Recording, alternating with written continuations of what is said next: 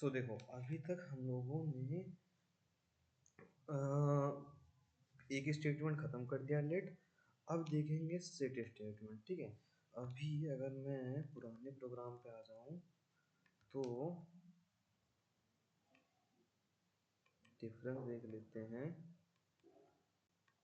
देखो, I hope almost ये सारे क्वेश्चन भी सॉल्व हो गए होंगे ना, ये सारे।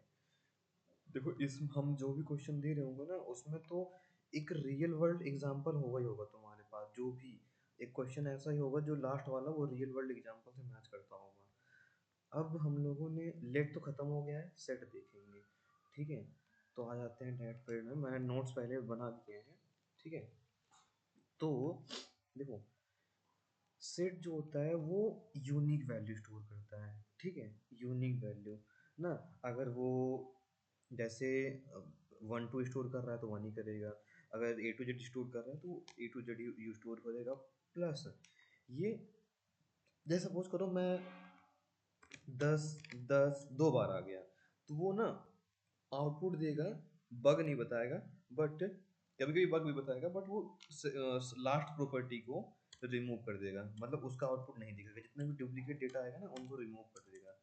ठीक है, जैसे कि देखो, मैं क्रिएट करता हूँ। सबसे पहले देखते हैं क्रिएट करने का क्या नियम होता है। जैसे मैं CREATEING क्रिएटिंग अ सेट।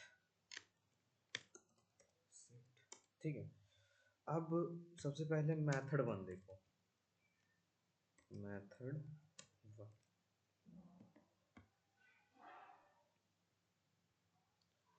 अब मेथड 1 में मैं बनाता हूँ, जैसे मैंने लिया सेट। सॉरी, जूम कर देता हूँ मैं इसे। सेट, इसके बाद मैं इसमें इंट स्टोर कराता हूँ। ठीक है, चाहे जो भी स्टोर कराता हूँ। एक मान लो मैंने इंट स्टोर कराया, तो SARR equal to set dot constructor बना रहा हूँ मैं। Set dot from bracket. देखो, बेसिकली ये सारे लिस्ट के पार्ट है, तो हमने बनाया इस तरीके से। अब देखो, मैं इसको डायरेक्ट इस तरीके से बना सकता हूँ। पहला नियम, मैंने यहाँ पे डायरेक्ट डेटा कॉल कर दिया। ठीक है, ऐड करना नॉर्मल वैसे ही चलो। तो चलो ऐसा, इसको रिमूव कर देता हूँ मैं। पहले तो इस तरीके से नहीं करते हैं, पहले एकदम जो ऑब्जेक्ट का मेथड होता है, मैंने ऑब्जेक्ट बना के छोड़ दिया। ठीक है, ऑब्जेक्ट बना के छोड़ दिया। अब मैं अगर फॉर इन का यूज करके इसको प्रिंट करता हूँ, int x dot in SARR। देखना ध्यान से, मैंने क्या किया, PRINT प्रिंट x किया। ठीक है, प्रिंट x कर दिया। अब देखो, नॉर्मल पता ये है कि ये हमारा क्या हो गया, सेट एरे हो गया। सेट एरे है। उसके बाद अब अगर इसमें डेटा ऐड करना होगा, नॉर्मल वैसे ही वेरिएबल का नेम, ऐड फंक्शन और डेटा डाल दो उसमें ना। जैसे जैसे अब इसको मैं रन करता हूँ, मान लो मैं इसको रन करता हूँ, आउटपुट में हमें यहाँ पे कुछ नहीं मिलेगा ना। कुछ नहीं मिलेगा क्योंकि है ही नहीं कुछ, डेटा कुछ नहीं आएगा। बट मैं जैसे इसमें से डेटा SARR डेटा ऐड कर दिया मैंने, मतलब मैं एरे डेट अब डेटा ऐड करते जा रहा हूँ। जब भी मेरा डेटा ऐड हुआ, 10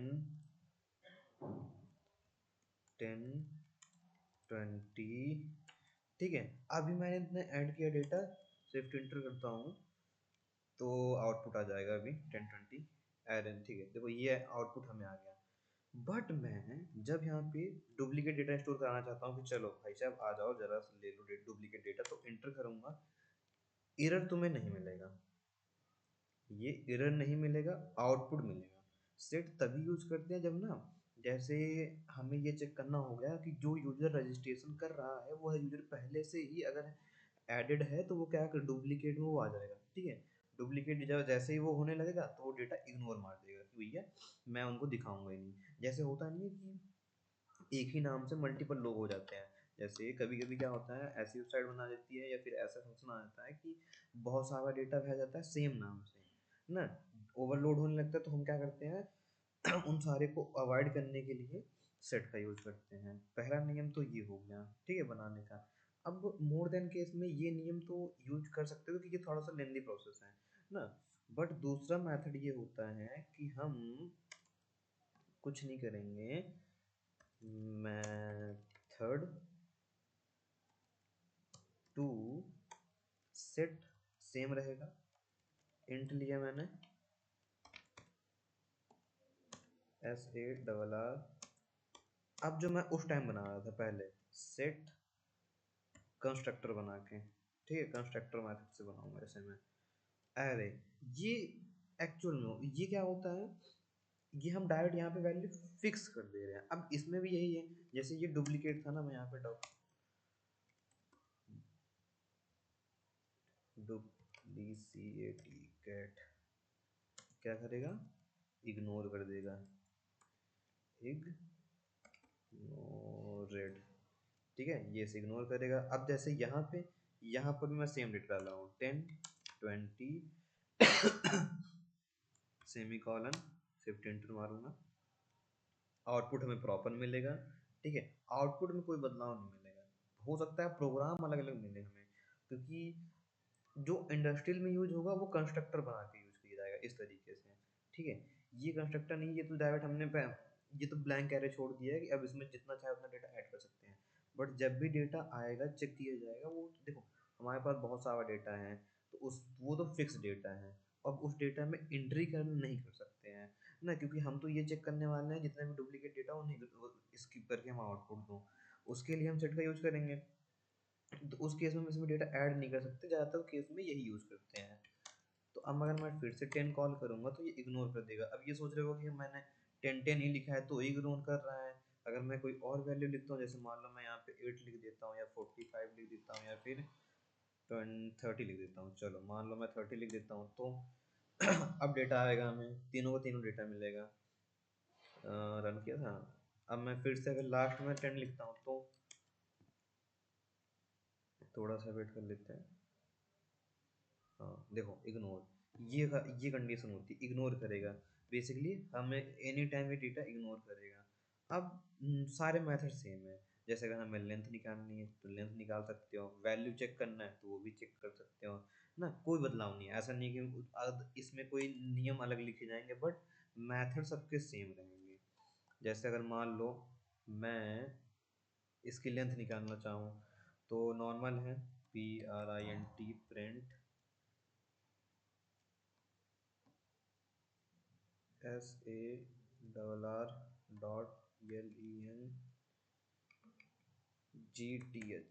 लेंथ इंटर करूंगा तो काउंट बताएगा प्रॉपर कितने 3। देखो एक प्रॉफिट ये भी है, अब वो आउटपुट जो आउटपुट आ रहा है ना वो बताएगा, जो आउटपुट आ रहा है मतलब अगर मैं इसको हटा दूं, अगर मैं इसको हटा दूं तो क्या लगता है, मैंने कह दिया कि जो आउटपुट आ रहा है उसको काउंट कर रहा है, तो अगर ये आउटपुट नहीं आएगा तो अब क्या 4 बताएगा। चलो करके देख लेते हैं। अभी भी जो मैं आउटपुट देगा वह 3 ही देगा। क्यों? क्योंकि वह पहले कंपाइल कर लेगा, पहले जब जो कंपाइल करने के बाद जो भी आउटपुट, जो एक्चुअल आउटपुट है, कंपाइल मतलब जब प्रोग्राम कंप्लीट होगा तो डुप्लीकेट को इग्नोर करके तब हमें आउटपुट देगा। फिर चाहे हमारा यह एड ऑन हो या ना हो उससे कोई मतलब नहीं है, हम चाहे फॉर लूप चलाएं, हम डेटा को शो करा रहे हो या नहीं करा रहे हो, इससे हमें कोई मतलब नहीं है। अब मान लेते हैं अगर मैं इसमें कोई वैल्यू चेक करना चाहूँ ना, चेक करने में क्या होगा, अगर मान लो मैं ऐसा करता हूँ कि मैं यहाँ पे ऐसा करता हूँ प्रिंट, मैं यहाँ पे SARR एरे वेरिएबल मैंने ले लिया उसके बाद कंटेन्स, अब मैं कंटेन में मान लो मैं 10 चेक करता हूँ, तो क्या लगता है कौन सा 10 आएगा, कौन सा 10 आएगा, या फिर वो ट्रू आएगा, क्या आएगा बताओ। ऑलमोस्ट मेरे ख्याल से तो अगर पुराना प्रोग्राम देख रहे होगे 10 हाँ ट्रू है। मान लो अब मैं अगर देखो, अब वो यह नहीं चेक करेगा कि 10 कितनी बार है, यह नहीं चेक करेगा 10 कितनी बार है, वो ऐड कर देगा, वो चेक करेगा 10 है हाँ है ना। बट अगर सपोज करो मैं ऐसा करता हूँ कि इनसे कहता हूँ भाई साहब ऐसा करना, 10 को रिमूव कर देना, 10 को रिमूव कर देना। अब वो क्या करेगा, 10 को रिमूव करने में तो क्या लगता है कि कौन सा 10 रिमूव करेगा? मैं कहता हूँ प्रिंट नहीं नहीं नहीं नहीं नहीं, नहीं, नहीं।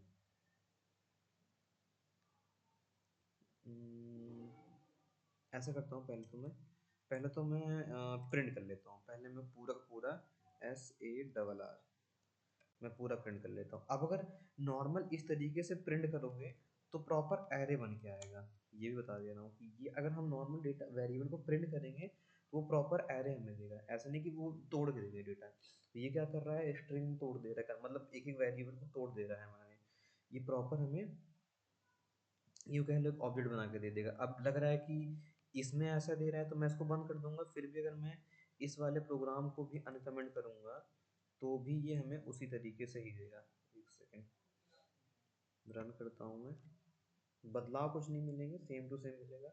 हो सकता है कंपाइल वाइज कभी कभी थोड़ा बहुत हमें चेंजेस मिले, बट ऐसा कोई कंपलसरी नहीं है। आ जाओ, थोड़ा सा आउटपुट आने में टाइम लग रहा है, लेट होगा तो मैं कंपाइलर बदल लूँगा, कोई बात नहीं। वन कंपाइलर DART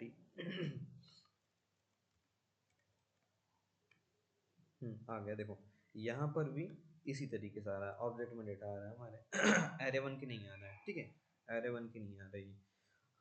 अब मैं कहा था, मैं मान लो इसको रिमूव करना चाहता हूँ। मैं कहता हूँ जो हमारा एरे है उसमें REMOVE रिमूव फंक्शन कॉल करो, बट मैं कहता हूँ 10 को रिमूव करो। तो हो 10 रिमूव उस दिस 10 रिमूव, क्या ये वाला रिमूव हुआ, क्या ये वाला रिमूव हुआ, दोनों केस में देखते हैं।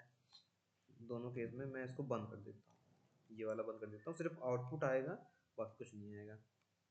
या तो फिर नहीं नहीं, अभी ऐसे करके देखता हूँ फिर बताता हूँ।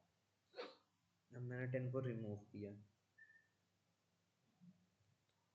20 आ रहा है, 20 आ रहा है ना, आउटपुट में 20 आ रहा है, क्योंकि अब ये नियरेस्ट SSR कॉल कर रहा है, नियरेस्ट। अगर मैं इसको बंद कर दूंगा तो हमेशा ये कौन सा SSR लेगा, ये वाला लेगा, ठीक है, ये वाला।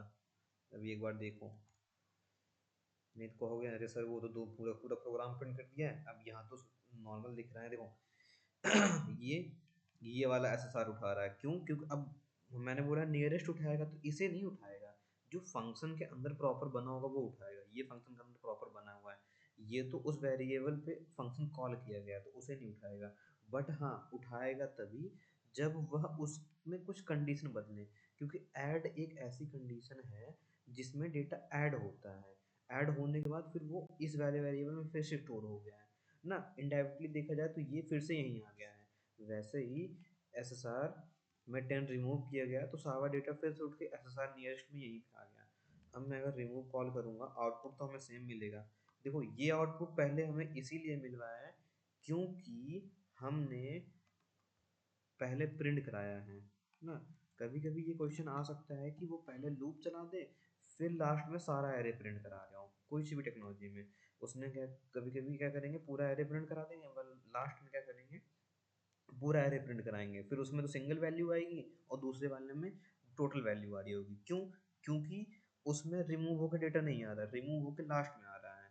तो अब कभी जिस अगर मान लो ये पूरा प्रोग्राम मैं हटा देता हूँ, अब अगर मुझसे क्वेश्चन ये कर लिया जाता है कि चलो बताओ इसमें क्या आउटपुट आएगा, इसका आउटपुट क्या रहेगा, और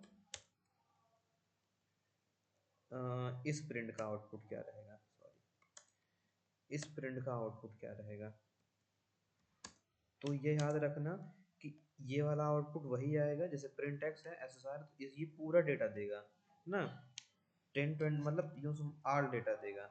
बट ये क्या देगा, नियरेस्ट डेटा, वो कंडीशन वाला डेटा देगा जो हमें आउटपुट मिलवा होगा। जैसे मैंने रिमूव कर दिया तो अगर दो वैल्यू यहाँ थी, तीन से कोई मतलब नहीं है, अगर डुप्लीकेट है तो उसे इग्नोर कर देगा, जो डेटा बच रहा है वो देगा, सी ना, ईच डेटा देगा,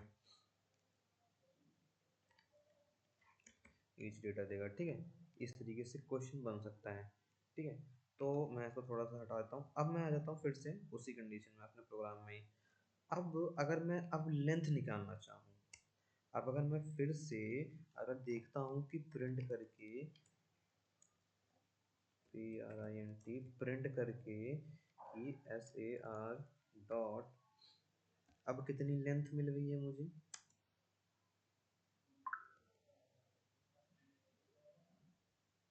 ये हटा लो। अब मुझे कितनी लेंथ मिलेगी, इंटर करूंगा तो क्या लगता है 2 आएगा कि 1 आएगा, आने दो। देखो 2 आ रहा है, क्यों? क्योंकि मैंने बताया ना कि कैलकुल रिमूव लास्ट में हो रहा है, लेकिन हम लोग पहले चेक कर रहे हैं लेंथ। अब अगर लेंथ चेक करना चाहें, चलो मैं प्रिंट के बाद ही यहाँ पे लगा देता हूँ SSR, क्योंकि अब तो दोनों प्रिंट प्रिंट है ना, तो अब कोई कंडीशन तो बनता नहीं है कि क्या होना चाहिए, दोनों प्रिंट प्रिंट है।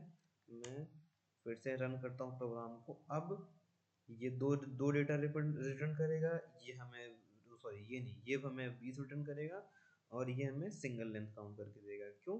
क्योंकि वो पूरा लाइन बाय लाइन कोड चलेगा भाई, ये चला, ये सब ऐड हो गए, ये डुप्लीकेट था, जिसे इग्नोर कर देगा, लूप में आएगा, लूप चलेगा पूरा पूरा, इसे रिमूव करेगा, फिर से प्रिंट करेगा, एक फंक्शन ये है, इसे रिमूव करेगा, फिर से प्रिंट करेगा। अब अगर मैं प्रिंट हटा के भी आउटपुट देखूंगा तो भी हमें दो एक ही डेटा मिलेगा, भले हमें यहाँ पे सिंगल डेटा दिख रहा हो, बट फंक्शन हमारा एक ही रिटर्न करेगा। ओके, अब मैं अगर इसमें ऐड कर देता हूँ, मैं अगर इसमें ऐसा करता हूँ ADD, तो सॉरी ऐड नहीं, मतलब ऐड कर रहा हूँ बट इस तरीके से SARR ऐड कर देता हूँ मैं ADD all, sorry add all function, add all function लाता हूँ। ये गलत हो गया, ऐड ऑल फंक्शन लाता हूँ कि हम वन, जैसे अभी इतने टाइम पे ऐड किया और मैं चाहता हूँ एक ही बार में ऐड हो जाए। अब मैं ना ऐसा करता हूँ, फिर से 10 ऐड करता हूँ, फिर से 10 ऐड कर दी मैंने। अब जैसे ये 10 के बाद मैं 20 ऐड कर देता हूँ, फिर 10 20 ऐड कर दिया मैंने। ये तो डुप्लीकेट है, ये तो सीधा इग्नोर हो जाएगा, ये दोनों आ रहे हैं, फिर से 10 20 मैंने ऐड कर दिए, फिर से मैंने 10 20 ऐड कर दिया। अब देखो कि क्या मज़ा आएगा, अब क्या हमें डेटा मिल रहा होगा, अब हमें 2 डेटा मिल रहा है, विच 2 डेटा मिल रहा है, अब हमें कौन सा डेटा मिल रहा है नहीं कंफर्म हो रहा है, कराता हूँ कंफर्म। मैं फंक्शन को उठा के यहाँ पे रखता हूँ,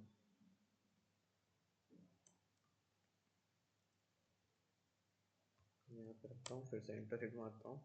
अब देखो कौन सा 2 डेटा मिल रहा होगा हमें, सोचो 10 10 मिल रहा होगा, 10 20 मिल रहा होगा, 20 और 10 मिल रहा है। कौन सा? यहाँ पे मैं छोटा छोटा और डालता चलता हूँ तो क्लियर होगा। यहाँ पे 10 और 20 मिला है, इसमें हमें मिला है 20, ये हमें ऐड कर दे रहा है, तो ऐड करने के बाद अब हमें क्या मिल रहा है यहाँ पे सॉरी सॉरी सॉरी इस तरीके से मिल रहा है, 10 पहला डेटा, 20 दूसरा डेटा, इस तरीके से मिल रहा है।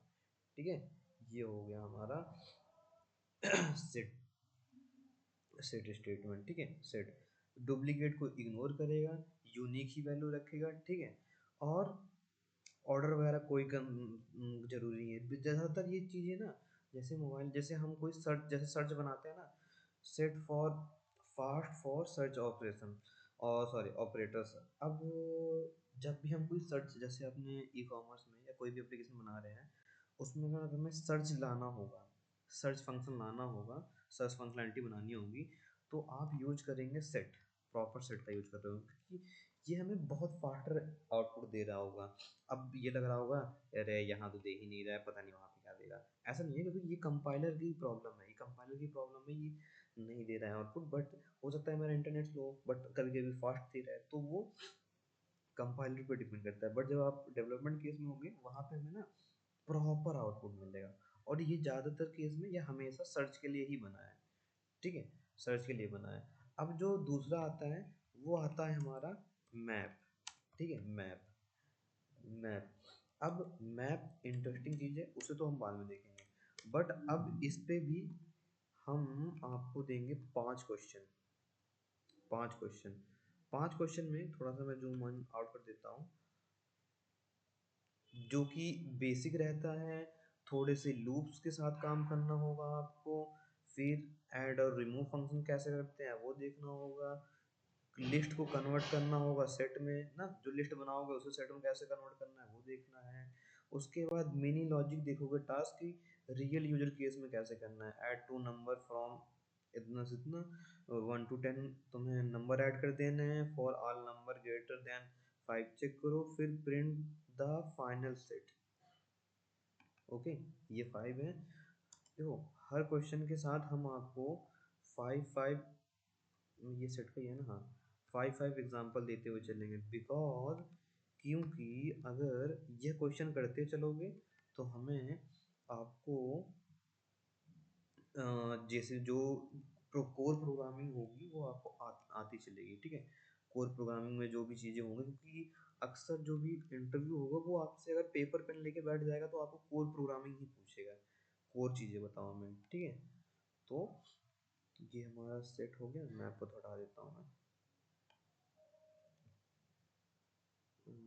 मैं आपको इसमें भी मैंने 3 प्रोग्राम दिए होंगे, इसके पहले देख लेता हूँ, ठीक है इसके पहले नहीं देखे, बट यहाँ से सेट से तो हम देखते चले हैं। अब हम हर जितने भी प्रोग्राम पढ़ेंगे चाहे वो मैथ भी पढ़ रहे होंगे उसमें भी हम लोग 5 5 क्वेश्चन सॉल्व करेंगे। अगर नहीं हो रहा है सॉल्व तो कमेंट करो, कॉल करो, मैसेज करो, पूछो, वो फिर बताऊंगा मैं फिर क्या कहाँ से नहीं हो रहा। अगर नहीं हो रहा तो मुझे इन्फॉर्म करो। तो बस अभी के लिए इतना रखो, फिर हम नेक्स्ट पढ़ेंगे मैप फंक्शन, ठीक है। मैप अच्छी चीज़ है बट ज़्यादातर वो सर्च वगैरह में नहीं यूज होती है। चलो वो बस आज के लिए इतना काफ़ी है।